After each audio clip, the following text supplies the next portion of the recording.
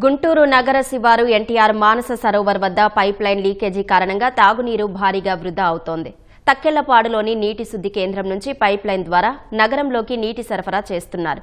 ప్రకాశం barrage నుంచి కాలువల ద్వారా నీటిని ఇంత దూరం తెచ్చి శుద్ధి చేసిన తర్వాత ప్రజలకు అందించే క్రమంలో నీటి వృధా జరుగుతోంది. విషయాన్ని కార్పొరేషన్ అధికారులకు చెప్పినా పట్టించుకోవడం లేదని స్థానికులు ఆరోపిస్తున్నారు. తరచుగా పైప్ లైన్ లీకేజ్ కారణంగా నీరు వృధా అవుతోందని ఆవేదన వ్యక్తం చేస్తున్నారు. కార్పొరేషన్కి అవసరమైన నీళ్లు మొత్తం ఈ గుంటూరు మానస సరోవర్ పార్కు నుంచి పక్క నుంచి వెళ్తాయి.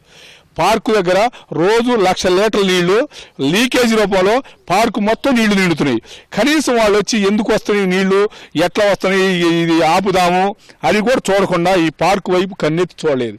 ఎవరిని కలిసినా కూడా ఏమీ పట్టించుకోలేదు. ఇవాళ చూడండి, ఆ నీళ్లు చూడండి, గుంటూరు వెళ్ళే మంచినీళ్లు ఇవాళ గుక్కెడు నీళ్లు లేని పరిస్థితిలో అన్ని లీటర్ల నీళ్లు మీరు చూస్తున్నారు. ఆ నీళ్లు చూడండి, ఆ నీళ్లు మొత్తం వరదాగా పోయి పార్కు మొత్తం ఎండాకాలం కూడా ఇంత లోతు నీళ్లుంటే దాన్ని అరికట్టరు, దీన్ని డెవలప్ చేయరు.